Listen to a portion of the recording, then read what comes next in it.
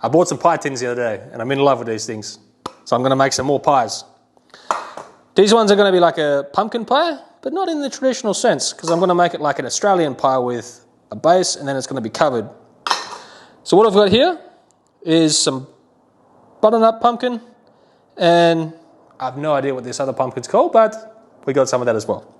But all I did was obviously cut them in half and this one into quarters, and then I put a little crosshatch pattern in it, and then I infused sage and thyme in some peanut oil on a stove. I just chopped it up, added the stems and everything, heated it up to about 90 degrees, and then let it cool down, and it had a very good herby infused oil. So then I just tipped that over the top, put some salt in there, and then roasted the pumpkin. I put some elf oil over it for, I think the elf oil was on there for about an hour and a half, and then I took the elf oil off, and now for another half an hour I just put them back in uncovered, and you can see I got some nice little charred crispy bits. So I'm going to let these cool down a little bit, and then I'm going to scoop all the flesh out, and then I'm going to blend it in the food processor. And then with the flavour profile, I'm going to taste it, and then we'll add whatever comes to mind when we get to that point.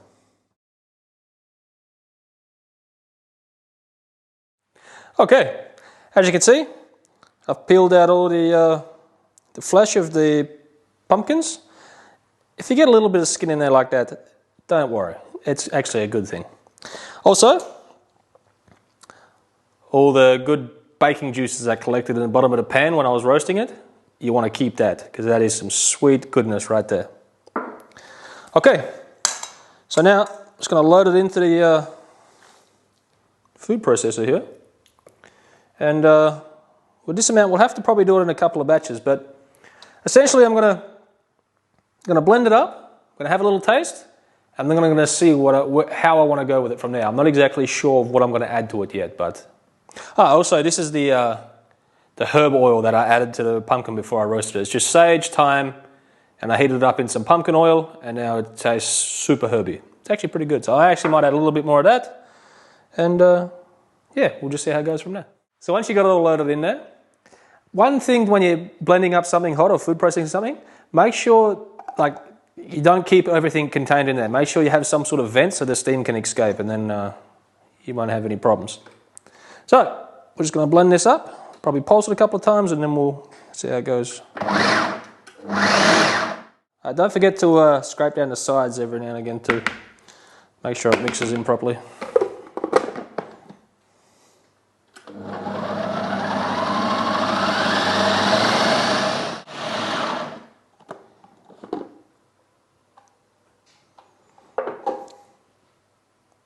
Alrighty, once you've got it to a nice smooth consistency, we'll go ahead and give it a taste.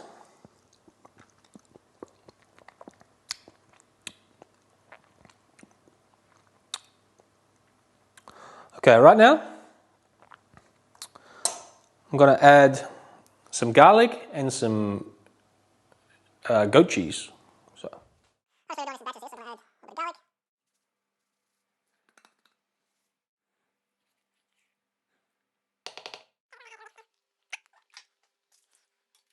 Okay, so all I've added now is a little bit of salt, a little bit of the baking juices, also some goat cheese, and some garlic that I've roasted off in the oven.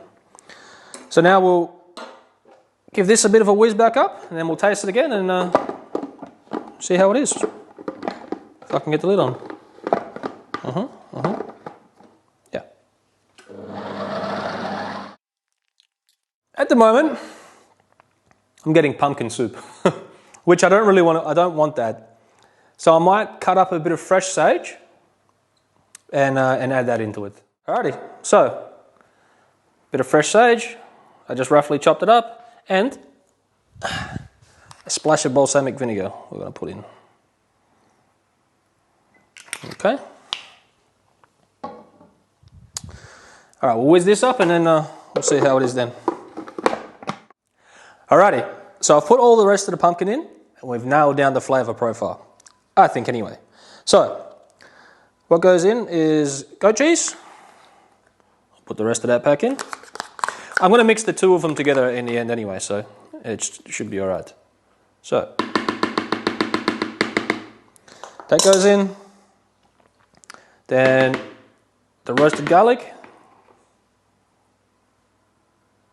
That goes in. Then we got some fresh sage. We got balsamic vinegar. There's not much left, but doesn't need too much anyway. Then some of this herb oil.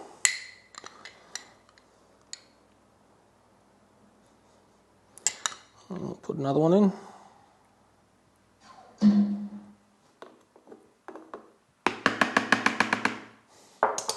And some salt.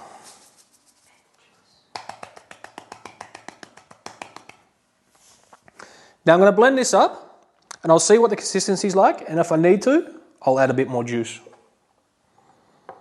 So, lid goes on and we blend.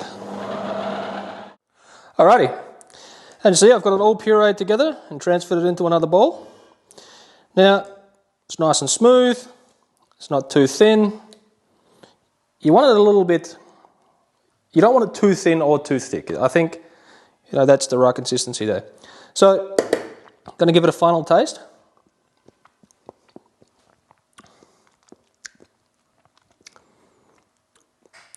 Now I'm thinking it's going to need a little bit of pepper and a little bit more of this oil. So, I'm just going to crack some pepper in.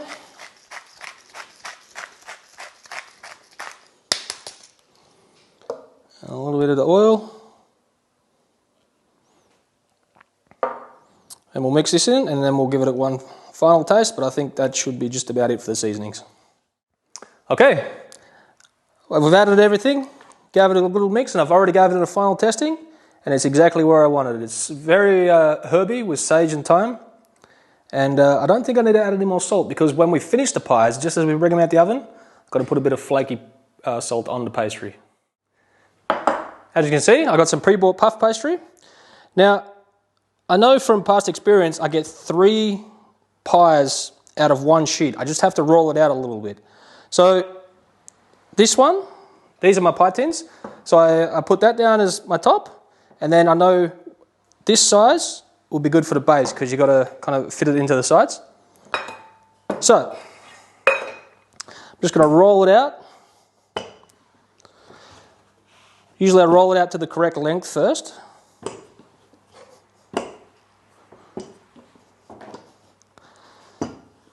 I know the length should be about the size of my board here, just a little bit shorter. So I can check that by sort of 1, 2, and I know I'll need a little bit longer. So I've just put a little bit of flour on this puff pastry to stop it sticking, and just roll it out. Okay. So 1, 2, so I got the correct length, and now I need some girth to it. So just working slowly. You want to roll it out just so you have enough, because otherwise it's going to be too thin if you just roll it out way too much. So that might be about it. So we're just going to mark it off. So we'll have 1 there, and you can already see that's going to be too small. So, okay, so I've got it all rolled out, and I've already kind of pre-measured, so I know it's going to fit, but I'm going to put the balls back on anyway, and just cut around them.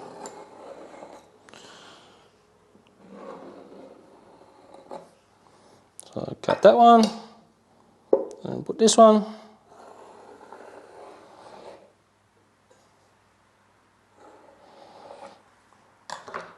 Cut that one.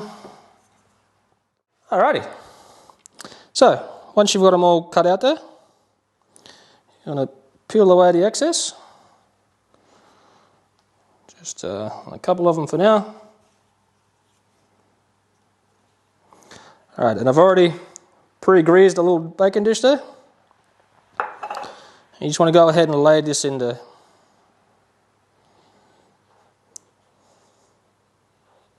You don't want to stretch the dough, so when you just want to pick it up and lightly press it into the corners. Because if you stretch it, then the dough will become too thin and it won't, and you'll probably get some leakage. So you just want to pick it up and lightly press it into the corners. These pies are for a game night tonight that we're having. So the people that are coming, they're going to be kind of unaware. Well, we're going to tell them that one of these pies are going to be hot. But even I won't know which one it is. So whoever gets it and eats it, it's going to be hot. I've got some of this homemade chili paste from Uncle Hansi. He's from Eisenkupple. So thanks to this Uncle Hansi.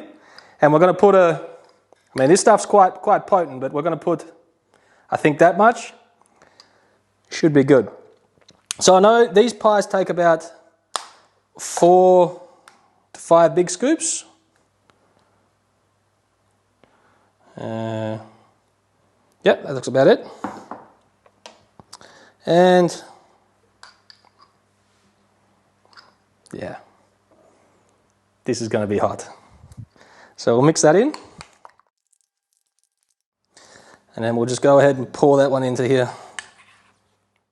Alrighty. I had a little taste of it. It didn't blow my head off, so I just added a little bit more. And now it should be good. Okay. So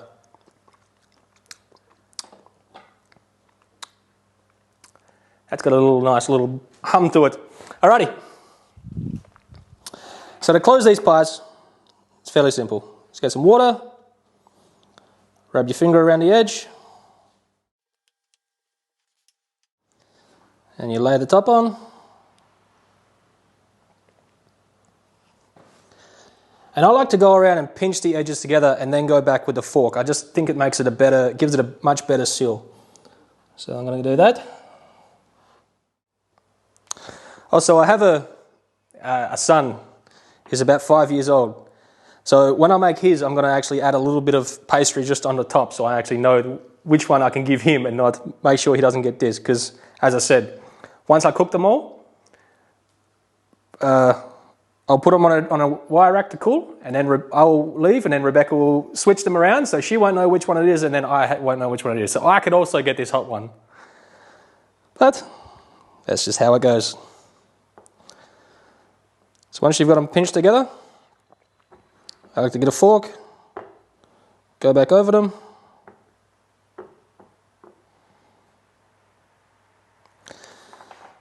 and then once I get them all done up, I'll give them a quick egg wash and put a little vent hole in, and then we'll stick them in the oven. So we'll come back when we get to that stage.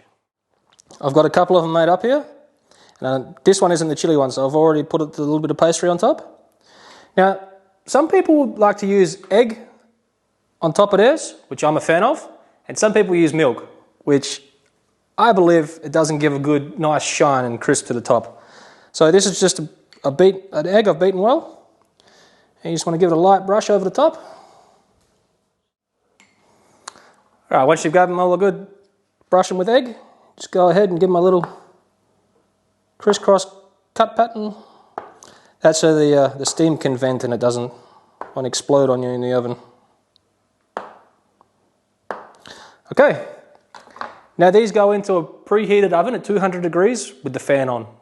Okay, after 15 minutes of being in the oven, they got a nice colour on top, and they should just pop straight out of the moulds.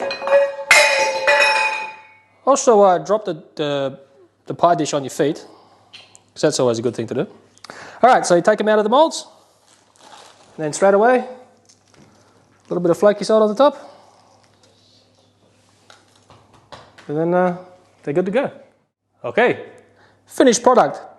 I've let it cool down a little bit so I don't, give myself third-degree burns in the mouth. So it's very different. I've never made anyone like this before. Pumpkin pie is usually, made this big. I've never actually made a personal one before. So it's quite soft on the bottom. Could have made it a little bit bigger, but... Ooh! It's still hot.